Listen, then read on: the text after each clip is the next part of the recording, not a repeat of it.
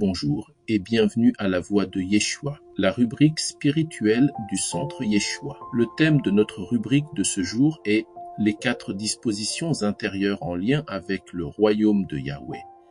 Ce thème est inspiré du Logion 9 de l'évangile de Thomas, dans lequel Yeshua a dit « Le semeur est sorti, il a rempli sa main et il a lancé. Certaines graines sont tombées sur le chemin. Les oiseaux se sont amassés et les ont picorées. D'autres graines sont tombées sur la rocaille et elles ne se sont pas enracinées ni ne sont montées en épis. D'autres sont tombées sur les épines qui ont étouffé la semence et les vers les ont mangées. D'autres, enfin, sont tombées sur de la bonne terre. Elles ont porté un bon fruit. Il y en a eu 60 par mesure et 120 par mesure. Dans ce logion, Yeshua nous décrit les 4 états d'esprit que les hommes adoptent vis-à-vis du royaume ou de la présence de Yahweh, symbolisés dans ce contexte par le mot, la graine qui est appelée à grandir, à s'étendre et à porter de bons fruits. La première disposition intérieure est l'indifférence ou l'hostilité symbolisée par l'expression. Les graines qui tombent sur le chemin. Les hommes qui affichent cet état d'esprit ignorent ou minimisent l'importance du royaume de Yahweh et de sa justice et de la présence de Yahweh dans leur cœur, se concentrant essentiellement sur les préoccupations matérielles et les plaisirs du monde.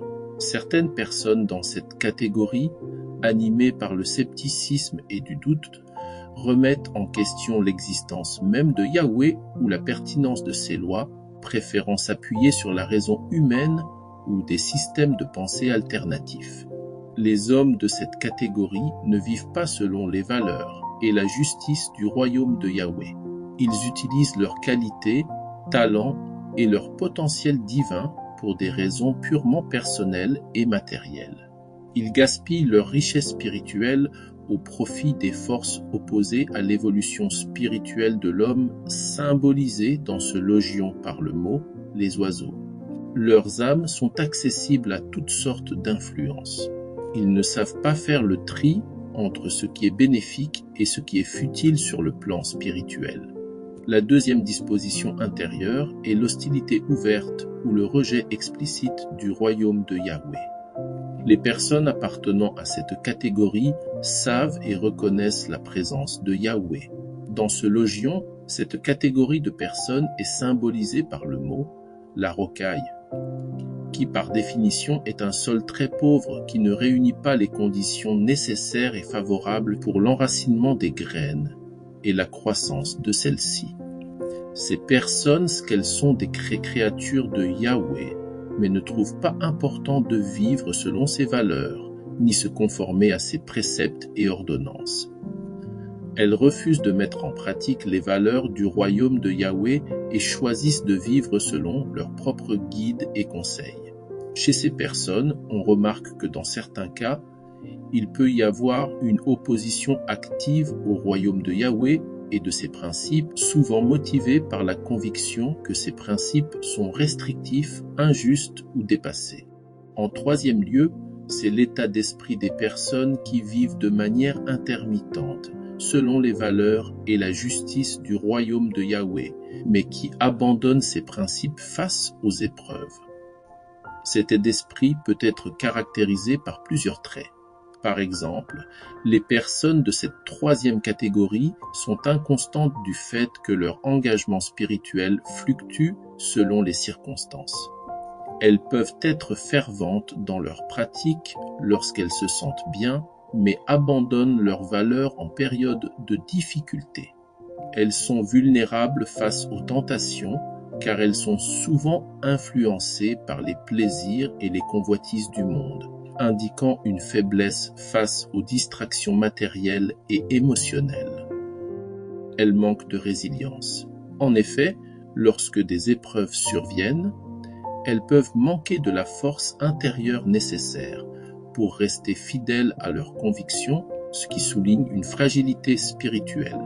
Leur relation avec Yahweh est souvent conditionnée par leurs émotions et leurs circonstances de vie.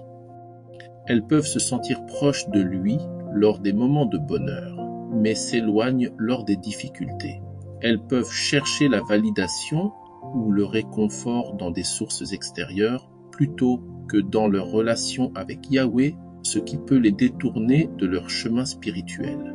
Leur approche de la spiritualité peut être réactive, cherchant des solutions dans la prière et la purification intérieure uniquement en réponse à des crises, plutôt que de maintenir une pratique régulière. Enfin, ces personnes peuvent éprouver un sentiment de lutte entre leurs désirs spirituels et leurs inclinations mondaines, ce qui crée un déséquilibre dans leur vie intérieure. La dernière catégorie est celle où Yeshua aimerait que tous ses disciples se regroupent. Elle est symbolisée par l'expression « la bonne terre », où les valeurs et la présence de Yahweh s'épanouissent et portent de bons fruits. Ces personnes sont persévérantes et constantes dans la quête du royaume de Yahweh. Elles ont une foi solide et inébranlable dans les valeurs du royaume de Yahweh, ce qui les guide dans leurs actions et leurs décisions quotidiennes. Elles font preuve d'une grande force intérieure face aux épreuves et aux tentations, refusant de céder aux influences négatives et restant fidèles à leurs principes spirituels. Les personnes de cette quatrième catégorie s'ouvrent à une transformation personnelle profonde, permettant à la présence et à la force de Yahweh d'agir en elles, ce qui les rend plus compatissantes, aimantes et justes. Elles se voient comme des messagers de Yahweh, reflétant les valeurs du royaume dans toutes leurs interactions. Leur comportement et leur attitude incarnent les principes divins. Elles ont une perspective élargie qui leur permet de voir au-delà des défis immédiats, cherchant à transformer la réalité terrestre en un reflet du ciel, en agissant avec sagesse et bonté. Elles s'investissent activement dans des actions qui promeuvent la justice, la paix et l'amour, cherchant à être des agents de changement positif dans leur communauté. Leur relation avec Yahweh est profonde et continue, marquée par la prière, la méditation et l'étude des messages sacrés de Yahweh, ce qui leur permet de rester connectés à sa volonté. Elles cultivent des relations solides avec d'autres croyants, s'encourageant mutuellement dans leur quête spirituelle et partageant leurs expériences pour grandir ensemble. Merci une fois de plus de nous avoir écoutés et de partager cette rubrique avec vos proches. On se donne rendez-vous à la prochaine rubrique.